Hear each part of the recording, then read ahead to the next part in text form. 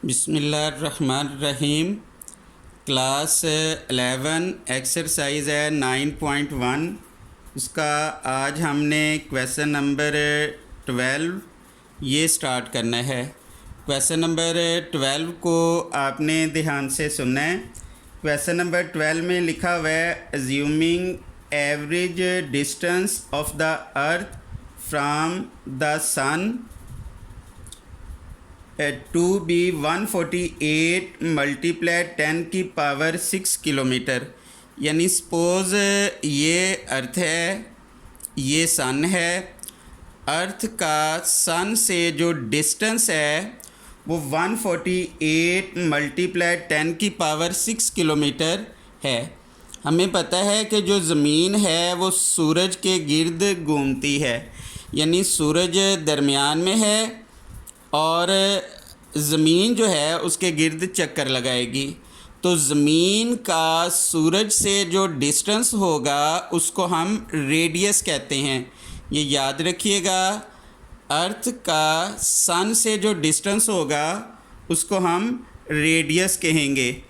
तो यानी हमारे पास जो रेडियस आ जाएगा 148 मल्टीप्लाई 10 की पावर 6 किलोमीटर, ये रेडियस होगा। अब आगे लिखा हुआ है एंड एंगल, यानी ये वाला जो एंगल है ये एंगल बन रहा है।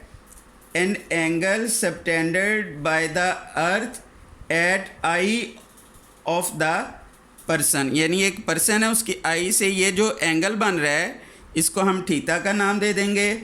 अब ये जो एंगल है ऑन द अर्थ मेजर 9.3, यानी थीटा ये हो जाएगा 9.3 मल्टीप्लाई 10 की power -3 radian. Find the diameter of the sun, हमने सन का डायमीटर फाइंड आउट करना है। Diameter approximately equal to length of arc, यानी ये सन का डायमीटर है, ये हमने फाइंड आउट करना है। और ये जो डायमीटर है ये approximately equal to length of arc होता है, ये हमने फाइंड आउट करना है। इसको ध्यान से देखिएगा। इसका हम सबसे पहले फार्मूला लिख लेंगे। इधर हम लिखेंगे वी नो दैट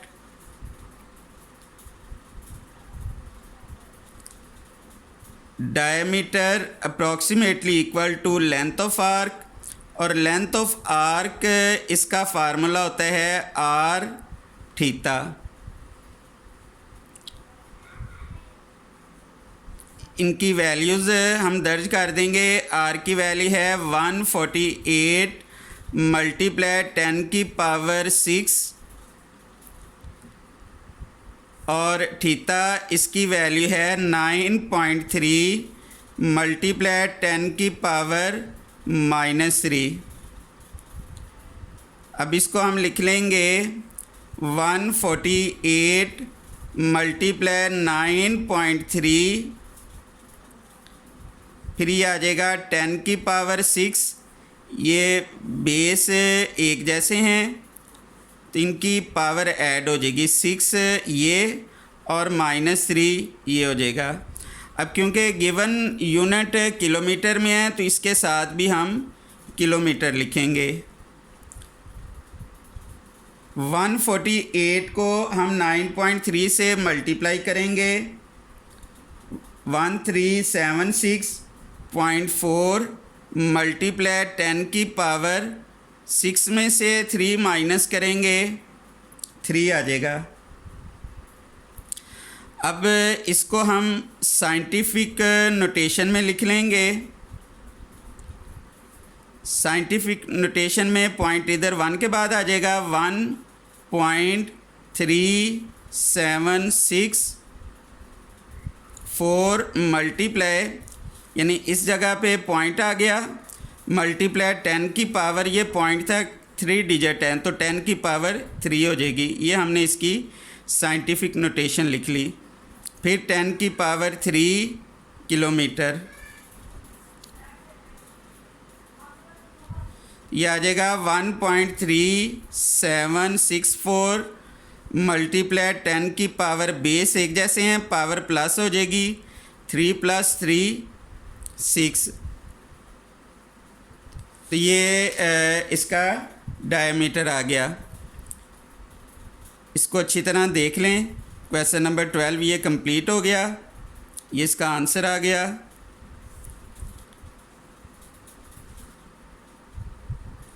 इसके बाद हमने क्वेश्चन नंबर 13 करना है। क्वेश्चन नंबर 13 में लिखा हुआ है a circular wire of radius 6 centimetre. एक सर्कुलर वायर है जिसका रेडियस 6 सेंटीमीटर है। इज़ कट, उसको काटा गया, स्ट्रैंडेड एंड देन बेंट, और फिर इसको बेंड किया गया so as to lie along the circumference of hoop of radius 24 centimetre. यानी इसमें ये कहा गया है कि एक सर्कुलर वायर है जिसका रेडियस 6 सेंटीमीटर है। यानी एक सर्कुलर वायर है, उसका रेडियस 6 सेंटीमीटर है और इसको सर्कमफ्रेंस ऑफ सर्कल पर बेंड किया गया। तो इसकी जो लेंथ ऑफ आर्क हो जाएगी वो सी हो जाएगी। सी से क्या मुराद है? Circumference of circle. Circumference of circle इसका फार्मूला होता है 2 pi R. L is equal to 2 pi R दिया गया है 6। L is equal to 2 multiply 6 pi हो जाएगा। लेंथ ऑफ आर्क ये आ जाएगा 12 पाई। अब पाई की वैल्यू होगी 22/7, या अगर हम 22 को 7 पे डिवाइड कर लें तो ये आ जाएगा 3.1416। तो लेंथ ऑफ आर्क ये आ जाएगी 37.7 सेंटीमीटर। फिर उसके बाद कहा हुआ है and hope of the radius 24। यानी जब उसके बाद इसको बेंड किया गया, यानी ये वायर को बेंड किया गया, तो उसका ये जो रेडियस होगा, यानी सेंटर से लेके सर्कल तक का जो डिस्टेंस होगा, ये रेडियस होगा 24 सेंटीमीटर। तो ये लेंथ ऑफ आर्क हो जाएगी। लेंथ ऑफ आर्क ये हो जाएगी 37.7 centimetre. Find the major of the angle, यानी ये हमने अब एंगल की वैल्यू फाइंड आउट करनी है। यानी हमने थीटा की वैल्यू फाइंड आउट करनी है।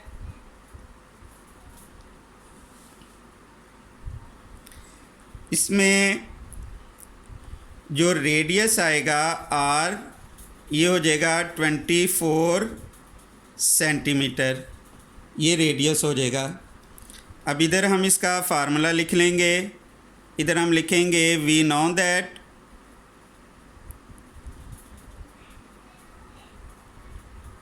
थीटा का फार्मूला होगा L ओवर R। तो लेंथ ऑफ आर्क इसकी वैल्यू दी गई है 37.7 और R की वैल्यू है 24। यानी रेडियस ये हम दर्ज करेंगे, तो इसको हम डिवाइड करेंगे तो ये आ जाएगा 1.57 रेडियन। ये थीटा का आंसर आ गया। यानी theta is equal to 1.57 radian. ये इसका आंसर आ गया। इसको आप अच्छी तरह देख लें।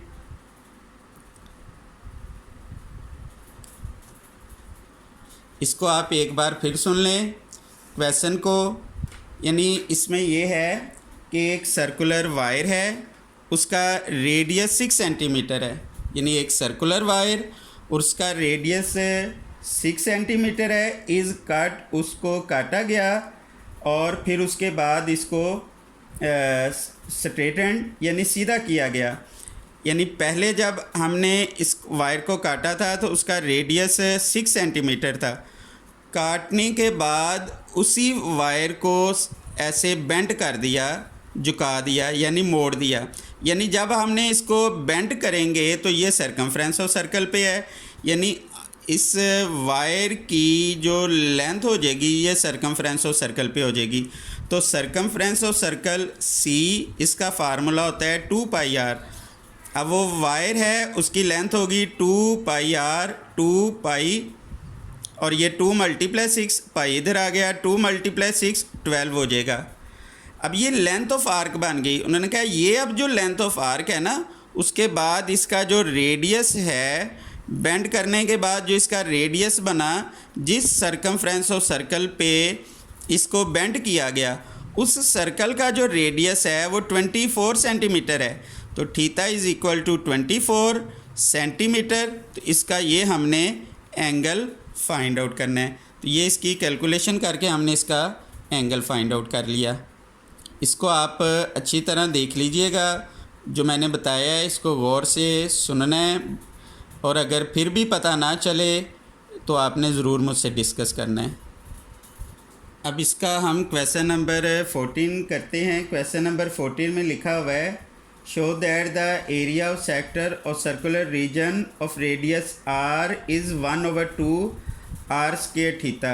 यानी हमने एरिया ऑफ सेक्टर प्रूव करना है कि वो 1/2 r² थीटा होता है, where theta is circular measure of the central angle of the sector. Let us consider a circle, यानी एक हम फ़र्ज़ कर लेते हैं ये एक सर्कल है जिसका सेंटर O है और उसका रेडियस R है, यानी centre at O with radius R। और इसमें ये जो ए बी है, ए से लेके बी तक का जो डिस्टेंस होगा वो इस आर्क की लेंथ होगी, and l be the length of arc A B. यानी सरकमफ्रेंस ऑफ सर्कल का जो कुछ हिस्सा होता है ना, यानी ये ए बी, इसको हम आर्क कहेंगे। तो आर्क की जो लेंथ होती है वो एल से ज़ाहिर करते हैं। Let theta be the sector central angle in radian, यानी थीटा जो है वो इस सेक्टर का सेंट्रल एंगल है। यानी दो इक्वल रेडियस के दरमियान ये जो सारा एरिया होता है इसको हम सेक्टर कहते हैं। तो ये हमने फाइंड आउट करना है। इसका जो एरिया होगा वो 1/2 r² थीटा होगा। अब ये एक फार्मूला है, ये आपने याद रखना है। इधर हम लिख लेंगे, we know that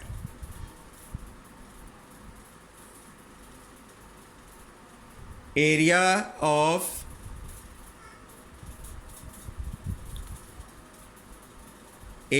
sector of circular region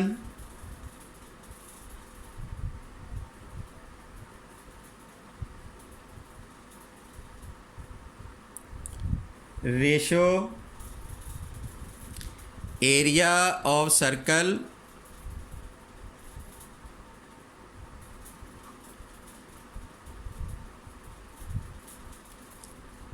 वो इनके एंगल्स के इक्वल होगी।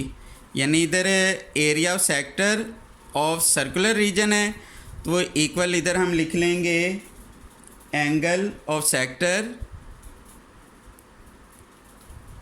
Angle of sector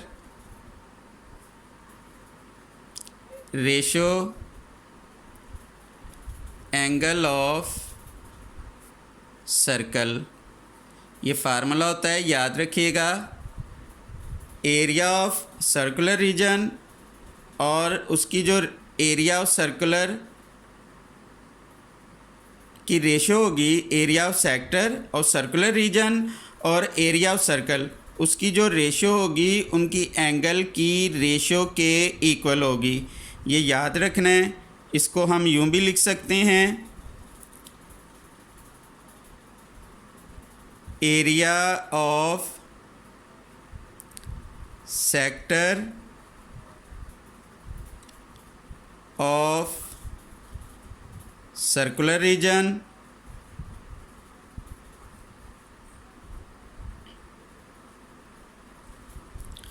over area of circle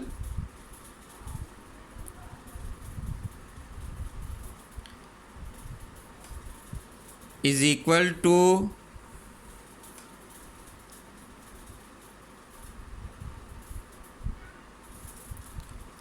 angle of sector divided by angle of circle.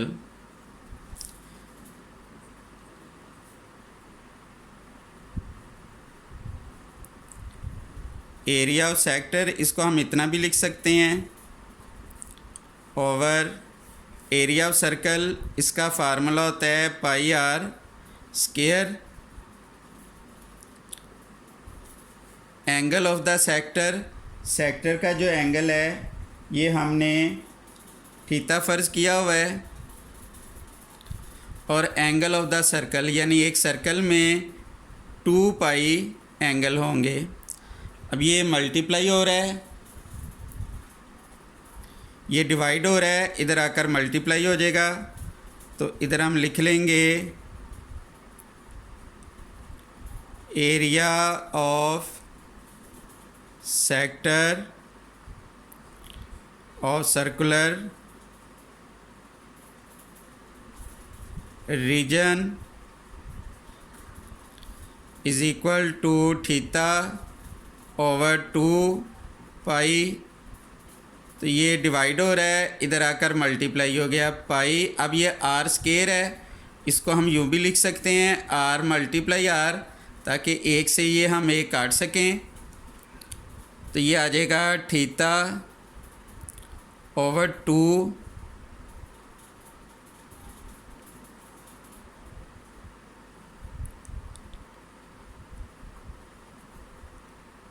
ये पाई से पाई कटेगा, थीटा ओवर 2, ये साथ आ जाएगा आर स्क्वायर। तो इसको हम यूँ भी लिख सकते हैं, ये 1/2 को इधर लिख लें, तो ये हो जाएगा आर स्क्वायर थीटा, यानी एरिया ऑफ सेक्टर और सर्कुलर रीजन